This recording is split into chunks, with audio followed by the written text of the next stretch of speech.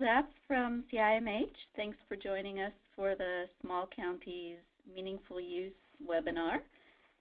In a few minutes, Thad Dickson's going to start the presentation, but just a couple of things. As usual, you are all muted, but Thad will be stopping regularly to ask for questions. If you have a question, please type it into the question box or click the hand icon next to your name. That will alert me that you are waiting to ask a question, and I can take you off mute.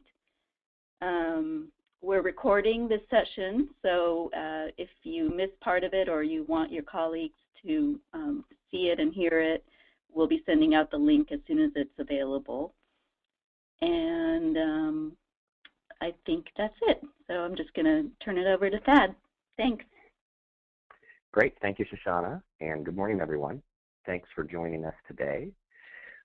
We are going to be talking about meaningful use, MITA, and a couple of other security updates and the Behavioral Healthcare Excellence Act update.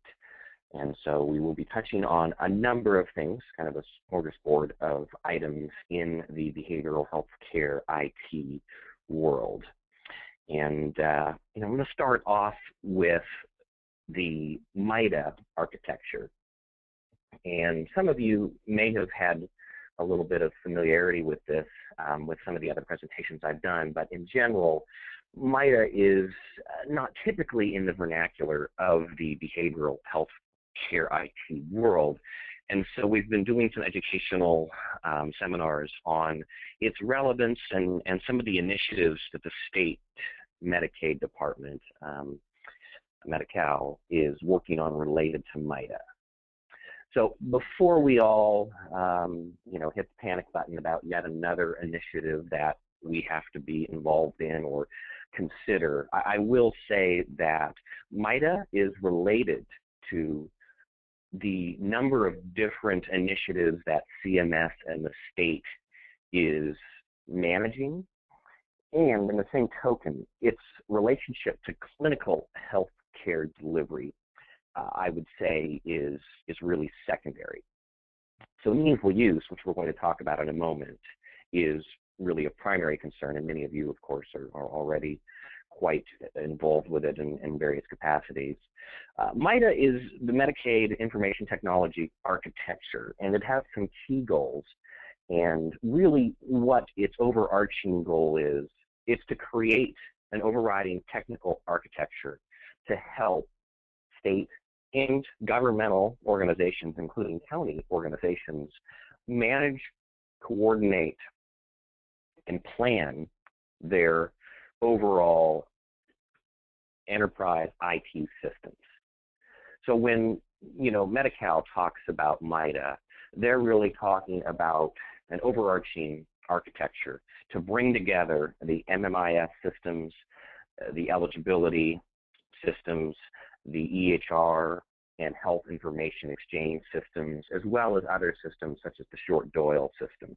And so they're really talking about a set of 7 standards and principles that they're using to guide their own state IT roadmaps, typically on a 5-year trajectory, which is important from a funding perspective. The Medicaid Management Information Systems, or MMIS systems, are typically among the most capital-intensive software applications within the entire state governmental enterprise. And so there's not, again, at the county level, been a whole lot of talk or discussion or engagement with these systems. And I'll talk about sort of the ways in which CMHDA and others are kind of working towards getting more engaged in this.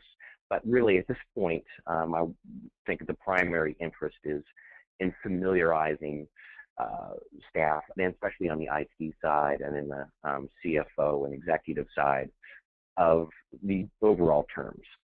So, really the overall goal here is shared services, common standards, reuse of technology, integration, a lot of things that IT departments, aim for and struggle with every day.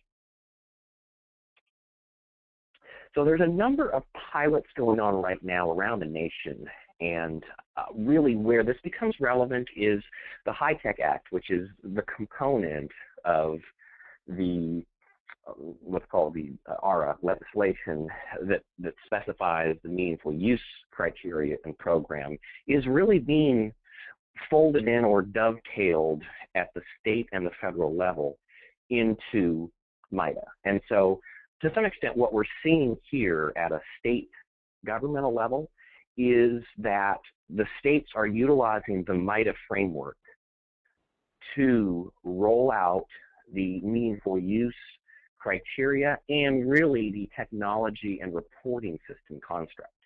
So if you're a county, I think the way that it's important to look at this is that the state is using MITA constructs and principles to design the systems that your agencies are going to have to report to and are likely going to affect payment and financial distributions as well as performance monitoring when it comes down to the data that is coming out of the meaningful use programs, as well as some of the 837 and billing forms that are going to be, or electronic transactions, I should call them, that are submitted. So, you know, really the state is in the process of architecting these payment systems and these data quality monitoring systems as we speak. And CiMH has really recognized that it's important for the counties to have a seat at the table with the state to help sort of architect jointly the reporting future of county behavioral health. And of course, the reporting structure does very closely affect the economic and funding structure. So this is, again, a construct that typically states have sort of done in a vacuum, is my at least opinion in the overall landscape. And I think that there's, especially in the state of California, an increased level of awareness and engagement on the part of CMHDA to get a seat at that table and help design these systems collaboratively. And I would really point out that DHCS has been very accommodating in wanting to establish a partnership and a collaboration to help jointly design these systems so that they're not just designing something and then subjecting the counties to the result, but that there's a collaboration of building these processes together so that they support really the aim of all of this, and that's to improve the quality of care, reduce the costs. Now, this is sort of a development process diagram, and what I think is helpful here is that this particular MITA and high-tech systems development process is a very technical, it's got a lot of technical diagrams, I should say, but it's really a business process design framework. So MITA focuses on people and processes and supporting end users. And so, you know, as you're maybe in the IT department of the county and wondering, you know, how can you look at state criteria or state standards and how can you sort of create a roadmap that supports state funding and reporting requirements that are going to be coming down the road, I think there's a lot of good information in the MITA roadmap documents. And so there's a number of planning guides, and if you Google MITA, and there's also some material that CMHDA is creating right now, you, I think, will see and come to appreciate that it's really helpful in designing your overall IT infrastructure to have some of this overarching criteria provided to help at least guide some of your planning processes. So in addition to MITA, we actually also have behavioral health care MITA. And so MITA, BH MITA, is the version of MITA that's specific to behavioral health. And so it's really a tailored view of the Medicaid enterprise that is focused on a particular type of integration and interoperability, you know, really specifically with behavioral health. So the overarching goal, again, of all of this is related to the triple aim. We hear a lot about that. But as Medicaid providers and as community health providers and public health providers, counties play, of course, such an instrumental role in this ecosystem that I think really the aim of familiarizing ourselves with these constructs is to improve our ability to be fluent in the language of technology architecture and assert ourselves as counties, as it were, into the conversation around how these systems need to be designed to support better care, better quality of care, and also to ensure that we create reimbursement models that do have reasonable and expedient ways of compensating providers. So, MITA for behavioral health shares a lot of the same types of architectural similarities. It's actually also jointly developed with SAMHSA, and so there is a number of nuances to that. My observation in the behavioral healthcare MITA sort of literature, if you will, is that it's not as mature as what I would say is the general MITA literature. So one of the things we're doing with DHCS and CMHDA is to help mature the behavioral healthcare MITA and to create really a regional project that will allow the county's specific mechanisms and models to help guide their own technology roadmaps and architecture.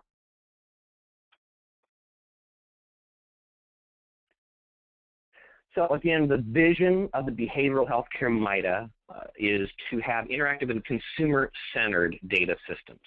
And I want to bring the consumer-centered notion into this conversation because as we roll from this part of the presentation into meaningful use, we're going to be talking a lot about consumer-centered.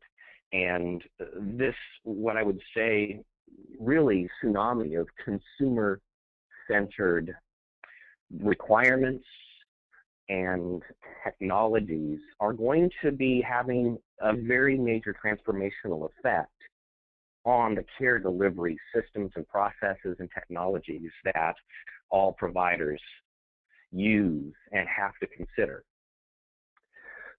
And so we're going to be hearing a lot about consumer-centered, and we already have. This is just a crosswalk to sort of illustrate how the health information technology architecture, which tends to be utilized in the primary care side, relates to the MITA architecture, relates to the behavioral health care. Looks like I am having a go-to connection issue, so if you don't see the slides, hopefully it returns shortly. It looks like it's a Citrix issue on the message I'm getting. Shoshana, are you able to see the slide right now? I can see it, yes. Okay. So I'm not sure what's going on. Has it advanced to the short-term proposal pilot slide? It says MITA for behavioral health at the top.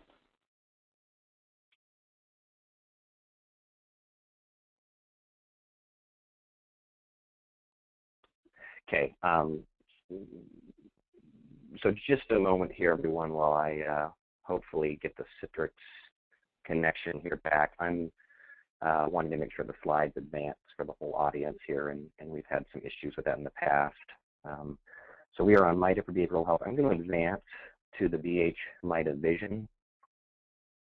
Okay, so the BH MITA and Medicaid MITA vision have some similarities. Is that the one? But arose from different objectives? Okay, the slide is titled BH-MITA vision. Okay, not yet. There's 4 bullets. No. Must be the one right before that. Have you advanced it? I have. And so I'm... yeah, I could pull it up. Bad. Yeah, bear with us just a minute here. Sorry, There's everyone. a couple lags, it looks like, in our slides.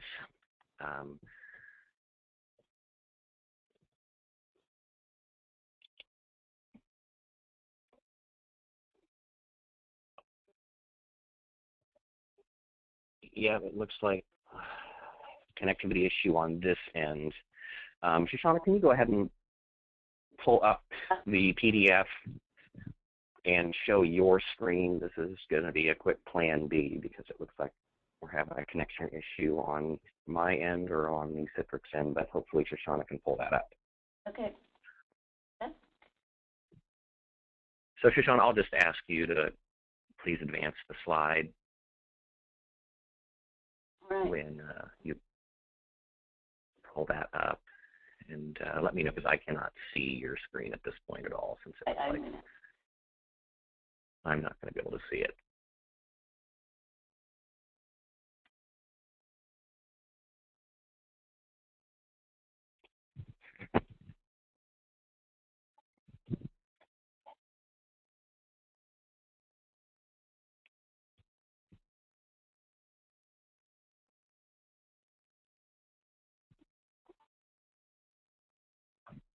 Okay.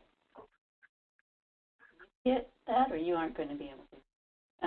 I'm going to follow along on my own local network because it looks like the I'm actually down in the network room right now with the server and internet. It looks like the main connection here is not on. So go ahead with your side, Shoshana, and if you could pull that up to the slide which shows the crosswalk between HITA and MITA. Trying to figure out how to advance the slides. Well, you just show your screen and advance the slides. You'll have to be the one who is actually running the presentation until my network connection returns, which it probably will, but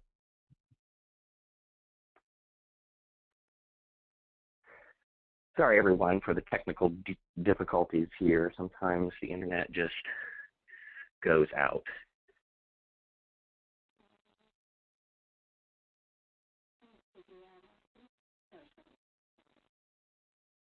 Okay, so what page is it? The slide that I'm on is 9 of 46 on the PDF. 8 is BH MITA Vision. Is that the one? Yeah, we can go to 8 there. I think that's where we left off. Okay, we're set. Okay, and you're showing your screen so the audience can see you. Yes, hopefully. Okay. So we, again, are really hearing a lot about the consumer-centered data. And so with that, we're going to kind of roll into the next part of the presentation here and talk about some of the emphasis on that. Go ahead and advance for me, please, Shoshana, to the crosswalk slide. Okay. The pink, green. Yep.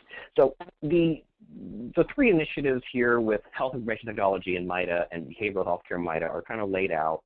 You know, really, when you look at some of the nuances between these three different architectures, you know, you can see in the MITA 3.0 architecture, you're really dealing with how the state is managing the overall contracts, eligibility, and enrollment for providers. These are provider enrollment systems, MMIF systems, and short DOIL systems. In the behavioral healthcare MITA construct, we're attempting to add some additional functionality to the state's architecture that is really more tailored to behavioral health. So again, this is part of the conversation we're having with Chris Cruz and others in the state DHCS department. Okay, next slide, the short-term proposal and pilot. Okay. So to just kind of dovetail this to the specifics of what we're working on regionally here in California is there is a proposal on the table with DHCS to basically utilize CPT codes and episodic reporting. And so really what we're focusing on trying to do here is streamline the payment, the billing and payment processes for counties. And so this is, going to be taking a couple of county agencies, probably small counties to start with, that, those that are interested at least will be asked to participate in a pilot. And with that pilot, we'll look to adjust the billing and claim process and the 837 and 835 process to try to support the determination of the certified public expenditure, working with Mike Geis on the financial model and working with Don Kingdom on the policy implications, and working on, of course, the IT and technical implications of modifying some of this, because there is implications to the EHR setup potentially, but we're hoping to mitigate that as we appreciate that there's implications with the way that vendors have set up the 837 files, and there's of course a variety of vendors. This is again a pilot that will ask counties who are interested at least to participate, and the objective here is to improve the billing process and to expedite the claims processing and the payment process. And that's really what we're focused on, is trying to make this easier and better for the counties. Okay, if you could advance the slide, Shashan, next please, to the Excellence in Mental Health Act. Okay. So we talked a bit about in MITA the consumer-centered healthcare, and I'm going to keep coming back to that because that is really a shift, if you will, in the healthcare delivery system. And it's happening, of course, all throughout the healthcare system. All of us as consumers of healthcare have been obviously interacting with in some capacity as we've gone to the doctor or interacted with our provider and received information online or been given access to portals. We're going to talk about the Excellence in Mental Health Act briefly here, and if you could advance, please, Shoshana, to the criteria. Okay. We essentially in the Behavioral Health Care Act have what many are calling the most significant piece of legislation, both economically as well as clinically, to the behavioral health care organizations in the U.S. that we've seen in 30 or 40 years. And there is, in total, just shy of $1 billion of federal funds that have been approved within the Excellence Act to create the Certified Community Behavioral Health Clinic construct. And I think this is, really one of the most important regulatory constructs for counties and providers to get a handle on, because it is going to, I think, radically shape and reshape both the payment models and the care delivery models of behavioral health. So what we're doing in the certified behavioral health care clinic criteria is essentially through a pilot program selecting 8 states to award $25 million that will be used to come up with a payment system, a reporting system, a quality reporting system, and there's a lot of emphasis on evidence-based, outcome-based practices and services in the Excellence Act as well. So, combined with the financial model that will be changing, and one of the keys there is that much like the federally qualified health centers, or FQHCs, the Certified Community Behavioral Health Clinics will be utilizing 90% federal funds for the Medicaid services. And so that $900+ million of funding is federal funding that is going to be supplementing state Medicaid systems and budgets for the purposes of delivering behavioral health care services. Now, this particular legislation just passed about 3 weeks ago or so, and so we're still in the process of course, forming opinions and interpretations and digesting what it will mean.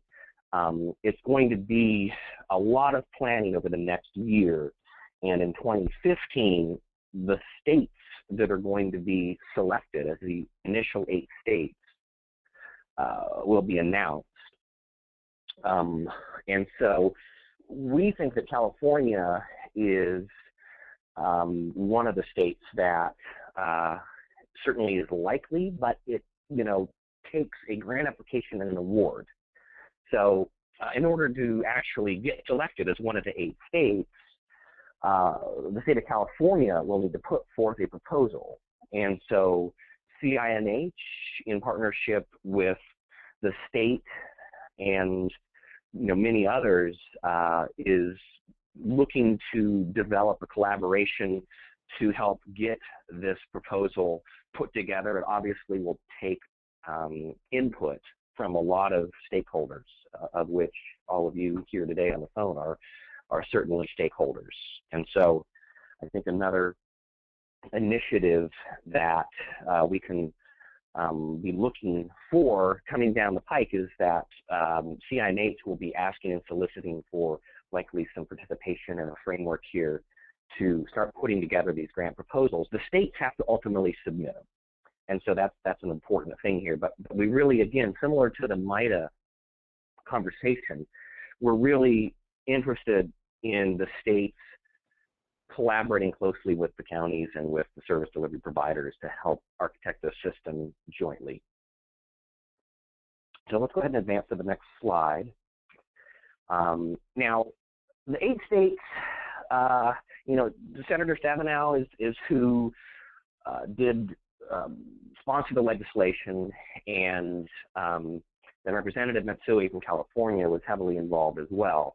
So there is, I think, quite a bit of political, interest, if you will, again, in California, but in this happening. But California will ultimately have to put forth a winning grant proposal. So in 2016, the Secretary of HHS will award the planning grants, and then they will, in 2017, be selecting the states. So we have a couple of years to get a lot of system work done, and much of 2015 will be spent trying to put together compelling proposals. And I think this will, again, have a really significant influence on behavioral health. So let's advance to the next slide, please, Shoshana, and the core criteria. Okay. So we had talked about in MITA patient-centered, and also there's a lot of emphasis on coordination of care and transition of patients across the spectrum of health services. And so the care coordination piece, of which the patient is really at the center of that in the model of healthcare that MITA and the Excellence Act and meaningful use all have in mind, the patient sits at the center of that. And then the quality reporting piece is another significant component. So, we're seeing now a real convergence of MITA, of even PQRS, which I haven't brought up yet, but the physician quality reporting system, which is for public health at least an important quality reporting metric, or system, I should say, to report metrics to. For those of you who are compiling stage 1 meaningful use information and are on the meaningful use path, you're of course being introduced to the quality reporting requirements of meaningful use. So we're seeing a lot of influence here now across these initiatives. Let's go ahead and advance, if we could please, Shoshana, to the stage 2 criteria. There's a basic question, if you wouldn't mind. Yeah, please go ahead. What does MITA stand for?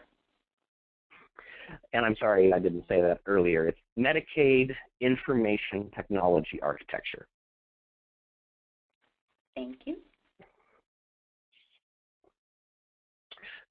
So on the stage 2 meaningful use criteria, we have a real emphasis on patient engagement, on care coordination, and on population health. So we're now seeing a pretty significant evolution in the criteria away from sort of agency-centered data points and EHR-centered data points to components that are forcing you to reach outside of your EHR system, if you will, and push and pull data to begin to meet some of these measures. And I'm going to jump to the stage 1 and stage 2 comparison now. So Shoshana, if you go to the next slide there, 16 to 46, and then click on the hyperlink. Not open the file. Open the file. So go ahead and scroll. You're in the PDF. Scroll down to the very last page of the PDF, and you'll see the proposed changes, which are no longer proposed, but those changes for stage 2. Yeah, the spreadsheet there or the grid. Yeah. Okay, so if you could magnify that a little bit to where it fills the screen as much as it can on your end.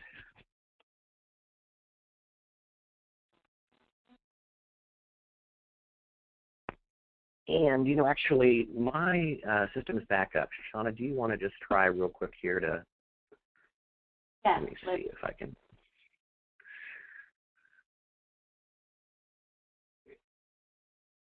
Let me go ahead and launch this and let's see if we can.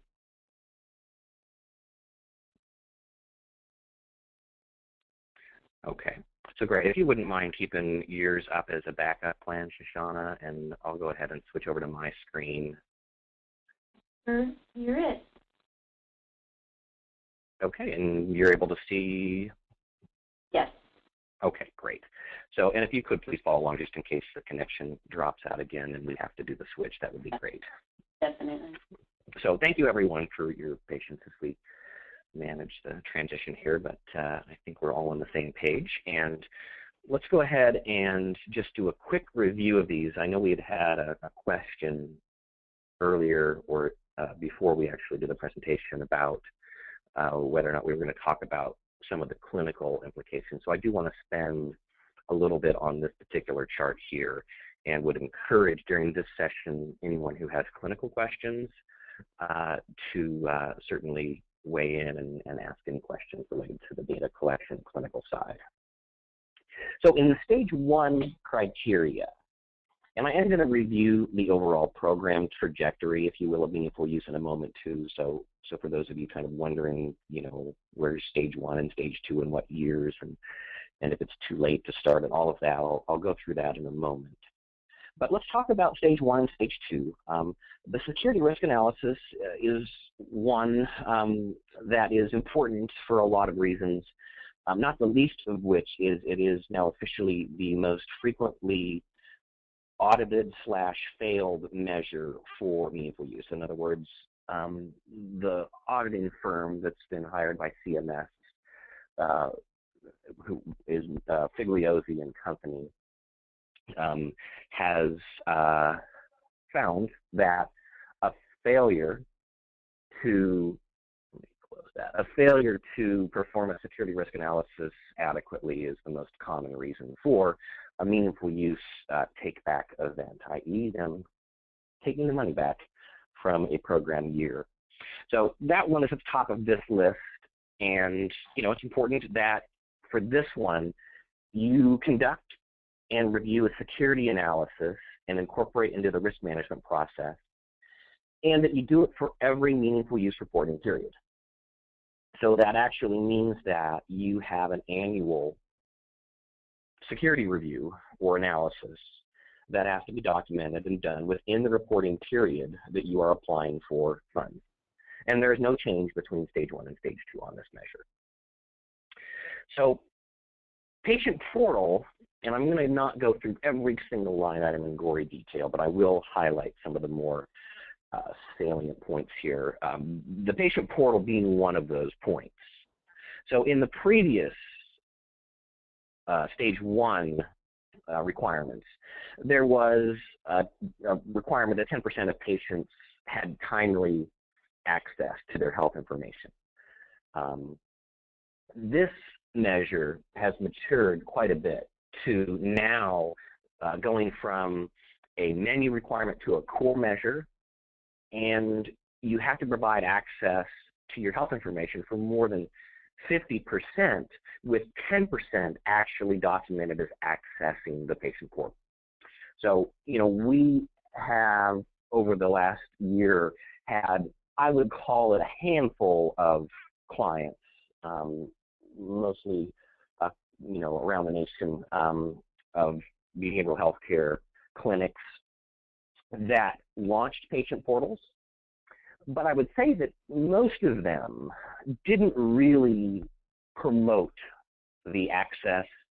And if you recall, there was a provision in stage 1 which, you know, basically let you provide access, but didn't really require you to see if anybody actually accessed it. So, you know, now we have 50% of people have to be given access to it, and you have to measure the access. The patient portals need to, you know, create reporting statistics which verify that the users who have been provided access actually did access it, and that has to be a threshold of 10%. So this one is a threshold increase. It's got additional elements, and it's gone from menu to core. So that's sort of a triple whammy of this particular measure. And as we'll talk about a little, you know, later in the presentation, the current state of online security, or lack thereof, does definitely have bearings on what agencies need to think about when they look at providing a patient portal. And the patient portal, of course, now, if we go back to MITA and go back to the Excellence Act, is related to patient engagement and placing the patient at the center of the care ecosystem. So summary of care for other providers is another, I'll call it triple whammy here, of in stage 1 to stage 2. And so now a summary of care for other providers that are interacting with the record becomes a 65%. You have to provide a summary of care for 65% of transitions, and 10% of those have to be sent electronically. And this is also a threshold increase, additional elements, and menu to core in stage 1 to stage 2. So that is going to be another component that is a challenge for behavioral health in particular. And I think that right now there's specifically really quite a bit of concern, understandably, around CFR 42 Part 2, which is the provision that many of you may be aware of regarding the additional disclosure requirements around chemical dependency diagnoses. And so, to some extent, that's what is the elephant in the room of patient portals and disclosures and transitions of care and health information exchange for behavioral health and primary care. When you look at how those two ecosystems can talk, is the behavioral health care community really needs some specific guidance and criteria and roadmap information on how to handle collaborating with other organizations, primary care organizations, especially when it comes to CFR 42 Part 2. Now, SAMHSA is working on providing some of that guidance. The National Council and Michael Ardieri is working on that as well. So I think that as CiMH interfaces with those entities, CiMH will look to be a conduit in coming up with some information on how to manage that particular regulation in light of some of these measures and in light of just managing the coordination of care, regardless of whether or not you're specifically participating in meaningful use. So those are the two big ones up front. Since you all have this chart, I'm not going to go into every single one. I do want to touch on just a couple of others.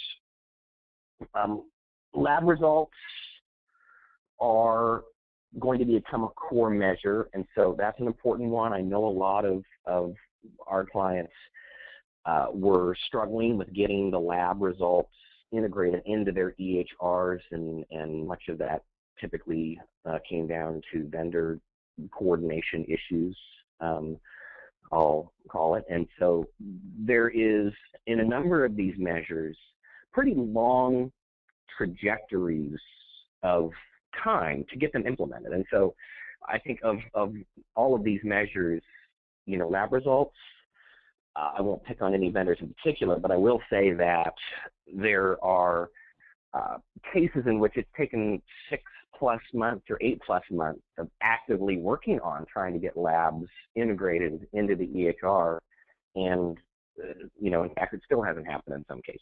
So for those of you working in meaningful use, you probably know what I'm talking about. So there's, in 2014, not a whole lot of time left between now and the last day that you can start your either stage 1 or stage 2 reporting window.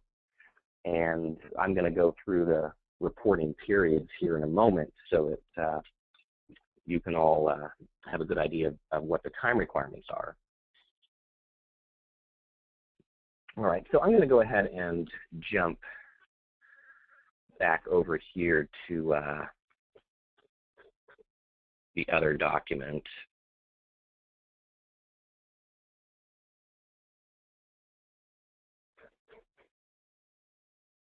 And I'm going to talk about the overall 2014 framework. But before I do, any questions on stage 1 and stage 2 measures? Any questions on the clinical data side? I'm sure there's a lot of things on your mind, but I want to see if there's any questions right now before I move on.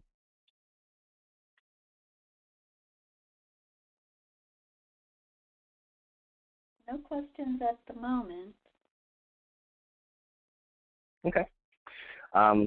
I am sure you will all review that, and there's quite a bit of data there to digest. So I also would encourage, as others have done in previous presentations, you to just send an email to Shoshana or myself, and we'll be available and happy to get back with you on any questions you might have on those. And let me just say that yeah. I will be sending out the slides and the materials after this webinar is over. Great. Right. Thanks, Shoshana. So for those of you who are following meaningful use, you're probably familiar with some of the changes here, but I do like to review this because it just does get muddy over time, I think, for all of us as the regulations change. So currently, we are obviously in 2014 as a calendar year, and what that means is that all of the EHR systems have to be upgraded to a 2014 edition certified health IT stamp, if you will. So for anyone who's intending to receive meaningful use monies and participate in the program in 2014, you are essentially waiting for your EHR vendor to receive their 2014 EHR certification. And I will say that that has proven to be a challenge for really anyone, and it's no slam dunk. I think in stage 1, a lot of the vendors were given kind of a pass with not a whole lot of scrutiny. And for any of you who have been using those systems to meet meaningful use, you've probably thrown your hand up in the air more than a couple of times and said, and how exactly did they pass that?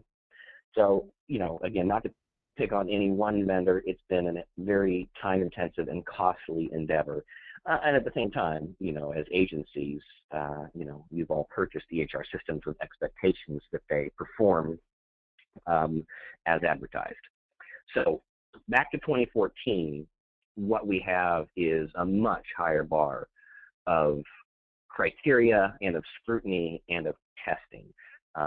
As of last week, under 20 vendors total have actually achieved 2014 certification criteria, and that's out of hundreds and hundreds of vendors that are vying for the certification right now. So the only behavioral health care vendor that has actually achieved the outpatient eligible professional 2014 certification is NetSmart at this point, to the best of my knowledge.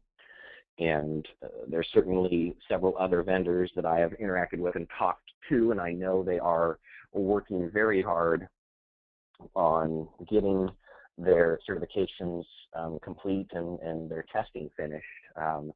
So what we're really, at this point though, waiting for is, depending on what EHR system you have, that vendor to become certified. And in order to get certified, once they are certified, you will see the 2014 product version. And I've used NetSmart only because they're the only one that we have right now that's a behavioral healthcare vendor. So that's what you're looking for when you search to get the EHR certification number. And for those of you familiar with the filing processes, you have to enter that certification number into the federal application in order to register your, well, you have to put it in at this point to the CMS site, and you have to put it into the state site if you intend to receive money and enroll an eligible professional for 2014.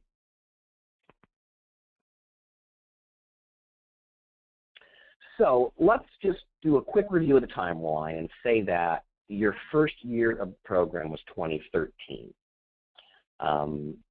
Now, just for those of you wondering if you can still start, the answer is yes.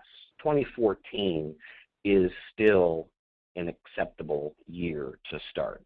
You can actually start as late as 2016, although most would not encourage it, because typically you do need to skip a year somewhere in there, because it gets very difficult to consecutively meet the criteria for meaningful use without having a year to upgrade or to put new systems in place or to just train staff, etc. So there's quite a bit of difficulty in at least our observation in the marketplace of being able to do consecutive year reporting every single year.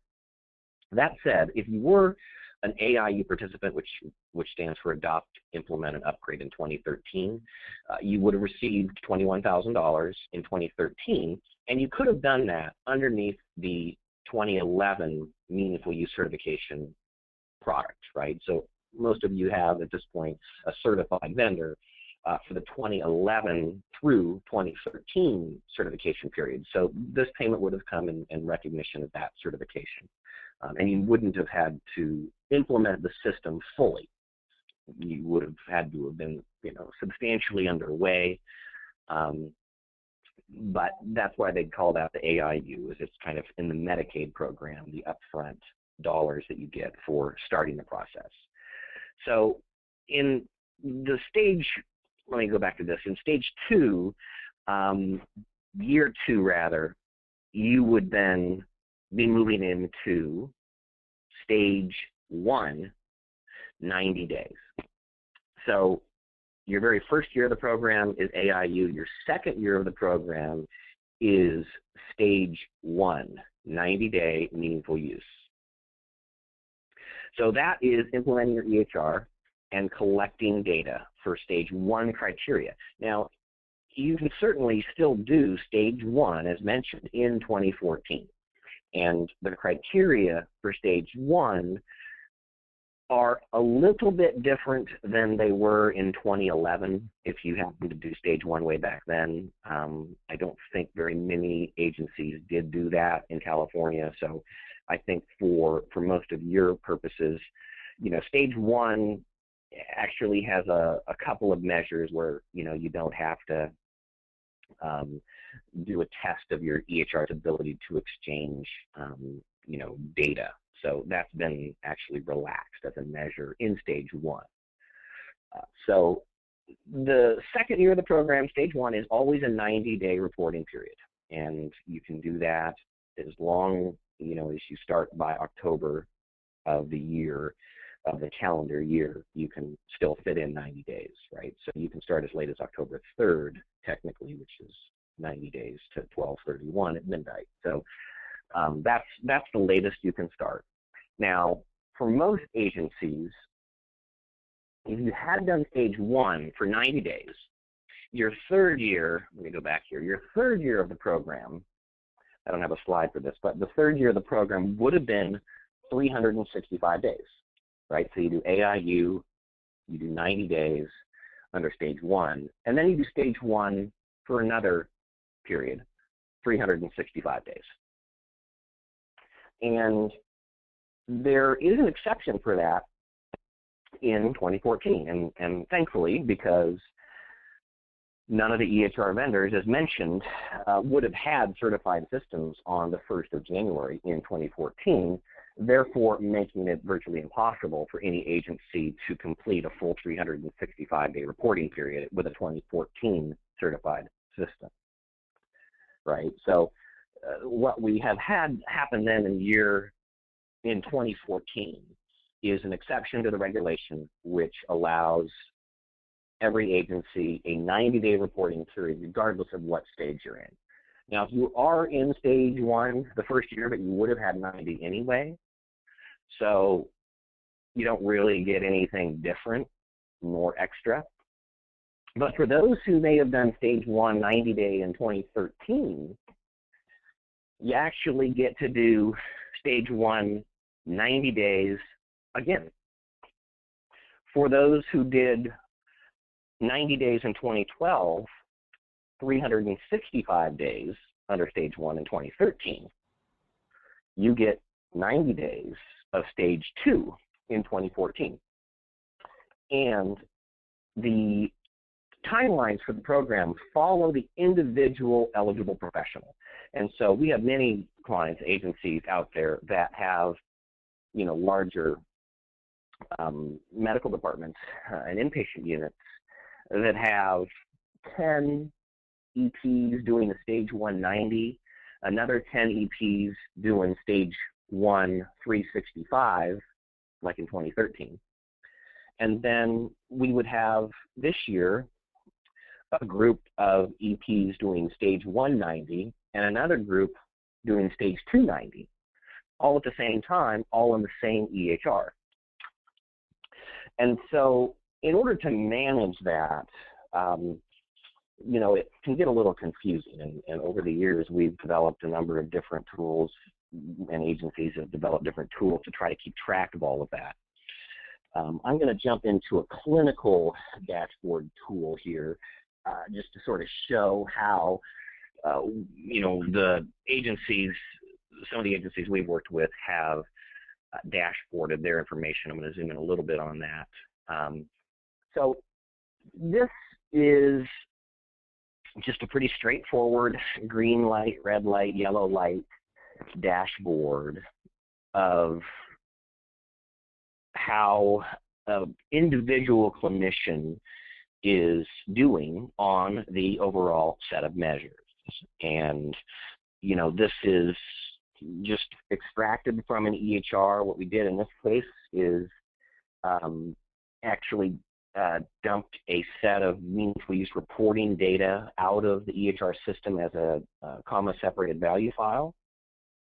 And then we just simply mapped that to another tab over in the spreadsheet and put the numerators and the denominators in and calculated it, and then put a little macro in the cells to calculate a color change There is a bit of manual data here that has to be kind of manipulated, and as some of you may have encountered, depending on the EHR system you're using, the data may not come out as you exactly expected.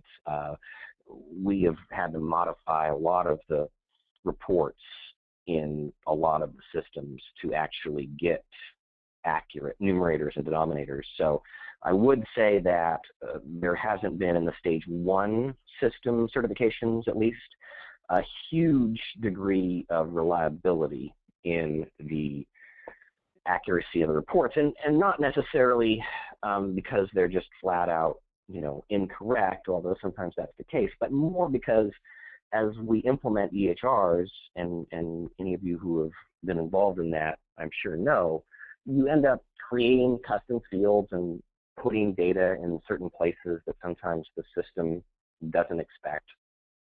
So, so goes reports. And again, I trust many of you are quite familiar with that. So anyway, what I think is important about clinical dashboards, though, is, meaningful use.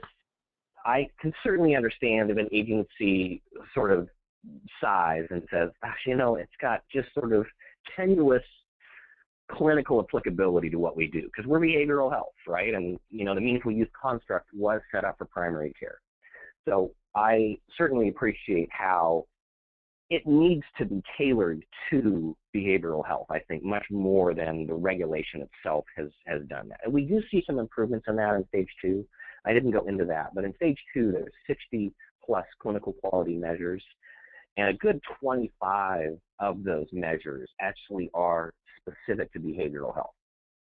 Your core and your menu set measures, you're kind of stuck with. Those are, going to be what we looked at earlier. They're going to be similar to what the stage 1s were, and thresholds increase, but not a drastic retooling of them. The CQMs are where we see the real evolution in behavioral healthcare data. But what I think is important about the clinical dashboard is, as we all know, you can't manage it if you don't measure it, is a pretty common saying. And I think what we're seeing with agencies that have stretched to implement meaningful use programs, curriculums, we are seeing those agencies become much more precocious, as it were, in their clinical and their outcomes-based and their performance-based types of tools and metrics and processes. So to some extent, as you may have seen alluded to earlier, or for those who may have seen the presentation at CiMH in San Diego last week, I tend to think about this as a sort of Karate Kid analogy of waxing on and waxing off. I think meaningful use for behavioral health, we all kind of feel like we are putting the wax on the fender of the car, and it just doesn't really seem to necessarily relate day to day to a lot of the services we deliver. But I think really what we can leverage out of that experience is it's ultimately trying to help us become data black belts. And I think when you as an agency implement some of these meaningful use processes and you start figuring out how to invest in this, you really are laying your own foundation and groundwork for participating in this next wave of healthcare reform. And when the states start looking at what agencies they want to partner with to deliver behavioral healthcare services underneath the Excellence Act and the pilot programs to create certified behavioral healthcare clinics, they're going to be looking at agencies that have invested and advanced their technology roadmaps. And they're going to be looking at agencies that know how to provide patient-centered care and that know how to track performance outcomes and deliverables related to their curriculums of care. So again, this is just a real straightforward sample. We see really interesting things, though, I will say, happen when clinicians are given a daily dashboard of their performance. And even though the things we're measuring here all relate to meaningful use, this particular PDF you see gets emailed to the clinician every day. And it gets emailed to the CEOs. And one of the sort of unintended consequences we see is that if you look at like the demographics here, you can see that there's 298 demographic files. So what basically you're seeing here is a provider by provider service count. So now executive directors are able to look at the, let's call it, activity, and they're able to get a gauge on the level of visits and encounters and what those encounters are producing. And CEOs have asked us to tweak these to bring in other measures that may be of interest to them as soon as they start interacting with these particular types of tools. So, and again, many of you probably have a variety of different performance metrics and are familiar with that paradigm. So we've talked about this already, but the meaningful use reporting period in 2014 is 90 days, regardless of whether or not you're stage 1 or stage 2.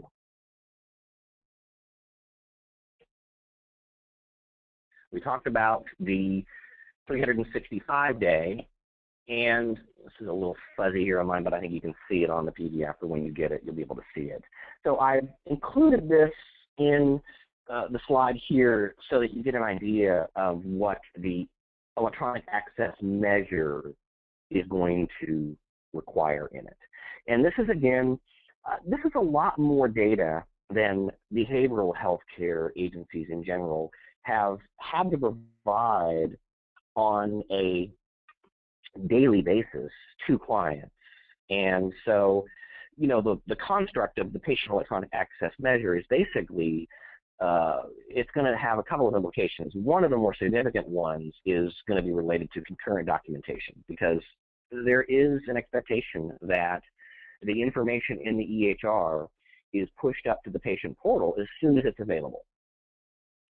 And we have, with this sort of immediacy of information, this other challenge, and that's to withhold disclosure if it could cause harm. And behavioral health obviously has, much more to consider there in most cases than our primary care partners. And so I think that there's a lot of concern, and I think also there's from the EHR vendors not necessarily a lot of out-of-the-box solutions for what you have to do. In other words, as an agency, you're going to have to take a lot of ownership of your policies, your procedures, and your processes. Your EHR, if it's a certified EHR, it's going to have a portal, and it's going to have access to it for your patients, and a process to give your patients passwords, and a lot of other things. But it won't necessarily give you any help in redaction or determination of what you should or shouldn't display. And so for those agencies we've worked closely with on rolling out patient portals, it's a really, I think, significant initiative for an agency. And it comes with it a lot of peril, I think, is really the best way to say it.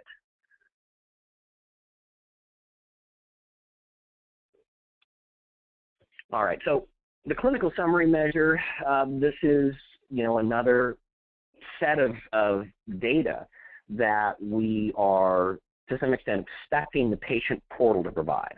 And so this is essentially an expanded list of the previous page of what we are going to be expecting in the patient portal. And you could also do this on paper. But what we have found for the clinical summary for those agencies that did this in stage 1 is you have a requirement in stage 1 to get it to the patient within 4 days. And so we found that the issue there is if you have a service and you collect a bunch of information for the patient, and then you process that over the next couple of days and sign the prog notes and get everything finished and documented, that you would have to call the patient at home or, get a hold of that person and have them come back to your office and then hand them a paper copy of the clinical summary unless you had been doing completely concurrent documentation at the time of the service and then just hit save and print at the time that the service ended and handed it to the patient as they walked out the door. So, and I would say it's the minority of organizations that have, figured out how to implement processes that can do it that quickly. So we really found that the patient portal was the only reasonable way to get this measure met, because in the stage 1, you would collect the data and it would take you a day or 2 or 3 to get all of this information, final signed. And then we would push it up to the portal. And if you remember, in stage 1, the patient didn't actually have to access it and you didn't have to prove they did. It just had to be available if the patient chose to, which means your patient had to have access and a password and a user login and name and ID and be provisioned for your patient portal. But you didn't necessarily have to verify if they used it. Now, I will say that we did find in some jurisdictions, in some regions and states, that we could bill, clients could bill for a review of their patient portal data and a clinical summary measure. And so, what we ended up doing, where we could at least, was have a case manager sit with the client and access the portal and navigate around the portal with that client and review the information for accuracy, and then bill that service, as a hour-long event. And that, we found, was a good way to get the patient portal rolled out, if you will. So again, I know you have this, and well, Shoshana will send this to you shortly, so I'm not going to go through all of these, but the requirements of summary of care do get into the clinical document architecture, or CDA, and that's the technology architecture, which really should be seamless to all of you as end users. It is a set of specifications that governs basically the XML construct of the file, so that when you send that to another EHR system, the EHR system can read that information and digest that, as it were, to give you a list of data. So again, the summary of care is going to expect things like problem list and medication list and allergy list as required fields. The other fields, you do not necessarily have to have them. It won't fail if you don't, but they are recommended. Okay, so I'm going to just briefly here talk about the data sharing and portal implications. This is a project we've been working on with CiMH, and some of you on the phone may be familiar with this, but this is something that we've been working on, and an illustration of what we have found are some of the contractual and agency engagement issues that come up when, as agencies, we start looking at how to share data and provide clients with access to data online. So, CiMH is doing a lot of work right now on this construct, and is working on a number of the legal as well as technical implications of this. So for those of you as counties who are looking at how you're going to get patients set up with patient portals and some of the things that you might need to consider, I would say that there's some really good information that CiMH is coming up with as we go through this. So, here's an example of a pilot project for doing a patient engagement project, basically related to a PHQ-9 scores and patient self-monitoring of those particular scores and abating them themselves. And so there are a number of business associate agreements that have to be inked, as many of you know, whenever you do business with another entity. You as a county behavioral healthcare entity, or what's considered a covered entity, or a CE. And CEs need to have business associate agreements with the businesses whom are handling their PHI in any capacity. And so PHI being protected health information, which means client data that contains any one of 18 different identifiers. So the construct, if you will, that agencies are going to need to really start developing infrastructure and policies and procedures around, it gets more complicated in a world in which we're sharing data online with patients. And there's a number of I think, liabilities that agencies need to mitigate. And there are updated BAs that need to be in place. For those of you who don't know, September 23rd of 2013 saw some significant linguistic changes to BAAs. And so if you have business associate agreements out there, which pretty much everyone does, we really recommend a systematic review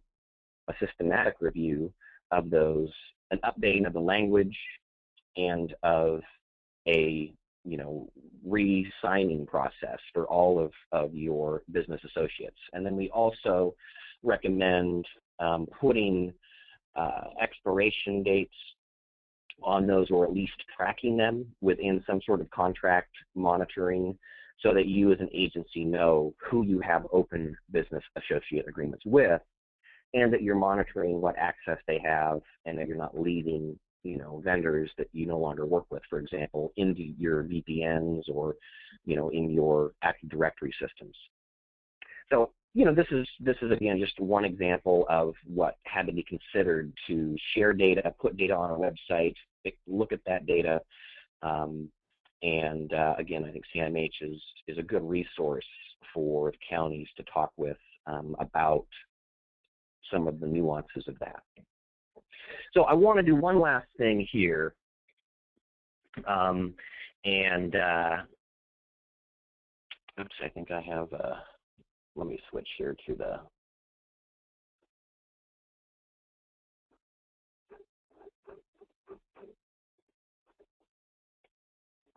other one. Oh, it looks like I lost that in the crash. Okay, so I know we're getting close to the time here, and I want to save some questions. Time for questions. So many of you have been hearing about the Heartbleed vulnerability in the SSL encryption. And I think what I will just briefly touch on here is what's important for agencies at this point, or individuals. What's important for individuals is to change your passwords and use passphrases and strong passwords, as opposed to the same 7-letter, 2-number password that I know you have all been using for all of your sites. So that is the recommended way, and because we all use the internet and all use computers, we all know the bad habits that get developed over time, but this particular Heartbleed bug has really illustrated the vulnerability of some of this data. And, as an individual, what we all need to do is go through and change passwords. This site right here is, there's a URL there on the hyperlink, is set up so that you can put in a website to test if it has been patched yet.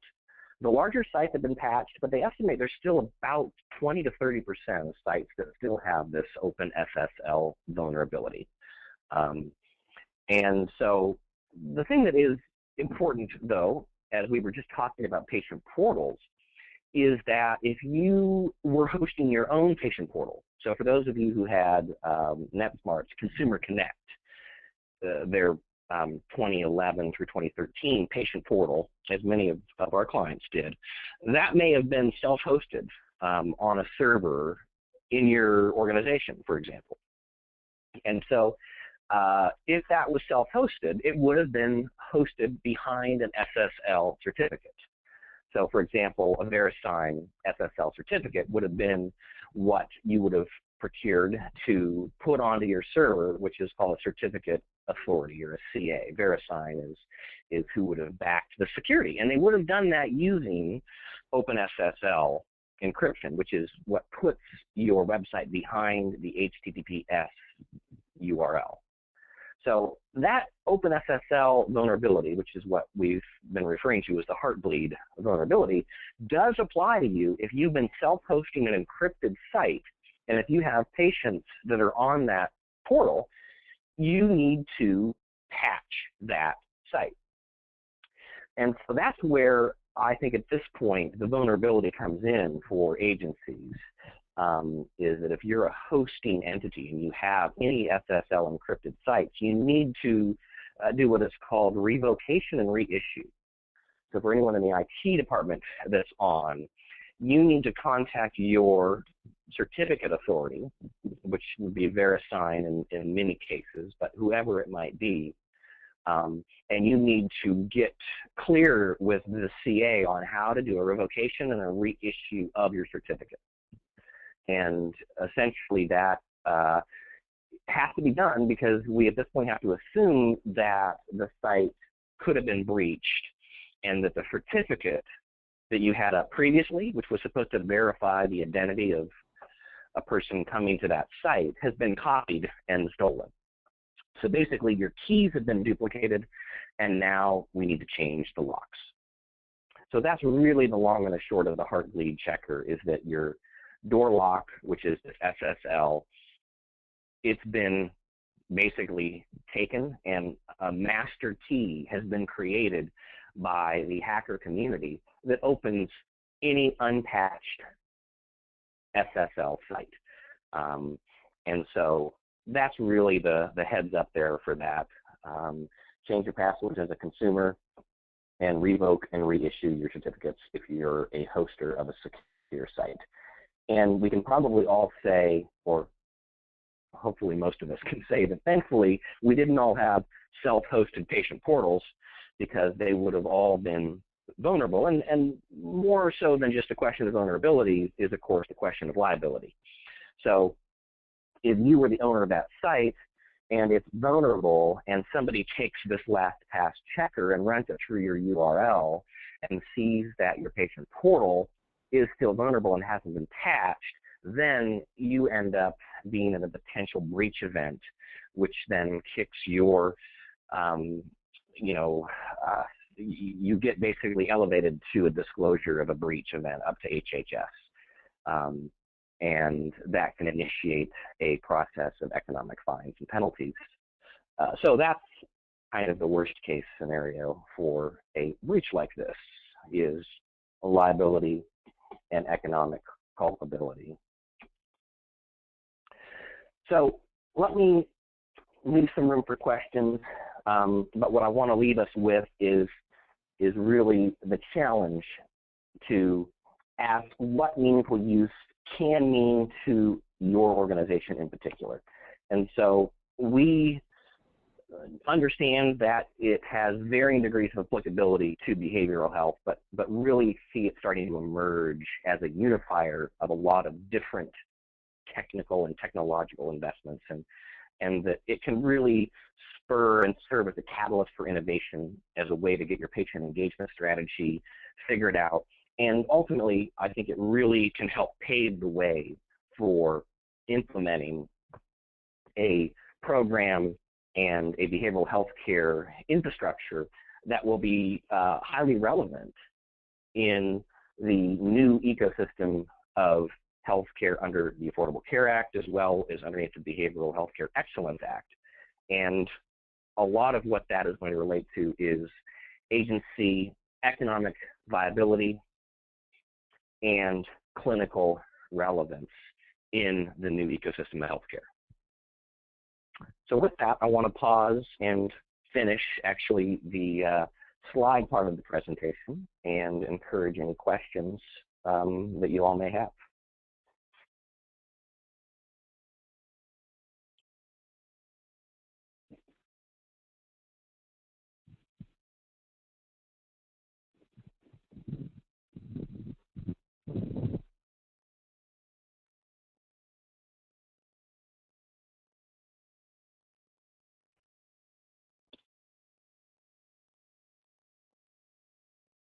Like anyone has any questions.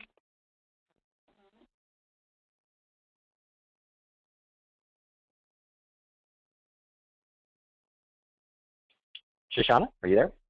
Yeah. Okay. Doesn't no one has submitted? Oh wait, there's a hand raised. Hold on.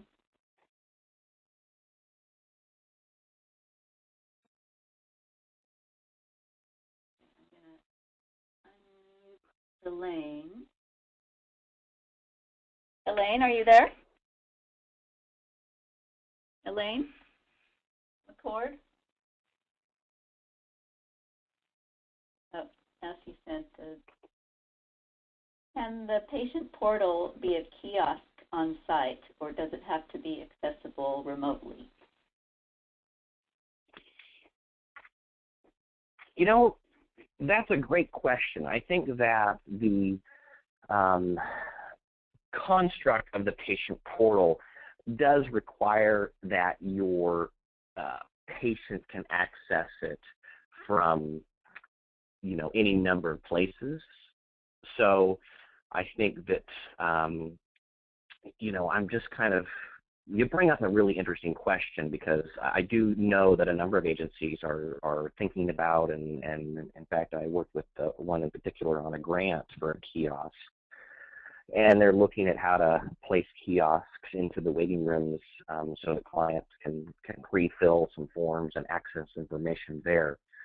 I would say that ideally the patient portal is a hosted and available with appropriate credentials from anywhere type of information source, and that then if you are using a kiosk, what you might do is launch your hosted patient portal either internally or cloud-based from the kiosk. And the architecture that most of the vendors are using is in that particular vein. So I don't want to say you couldn't just have it locally. I think that is an interesting idea, because I do think that actually has some good risk mitigation ideas. So I'd like to think about that a little more. And I think it's a great question, and in general a great thought that I know agencies are sort of trying to get their arms around is how to integrate kiosks. So I'd say the answer really is it's intended to be globally accessible, and just putting it on your local system might run some risk of diminished access, which would remove potentially you below the thresholds or take you below the thresholds. And it might not be entirely in the spirit of the requirement, but we should look at that a little more closely.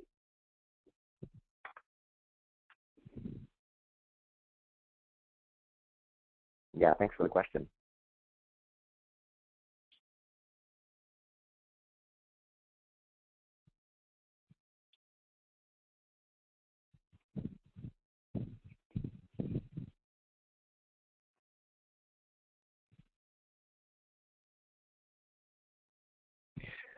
Well, we are 3 minutes away from noon, our scheduled end time, and I always try to stick to having people finished by then. So I certainly encourage other questions to come via email to Shoshana or myself. And I want to thank you all very much for your time today, and encourage again you to follow up with both feedback survey as well as any questions you might have, and Shoshana will be sending out the PDF version of the presentation shortly. Shoshana, anything else from your end? No, that's it. Thanks everyone for your attention. Great. Thank you everyone, and have a wonderful afternoon. Thanks, Pat. Bye. Thank you, Shoshana. Bye-bye.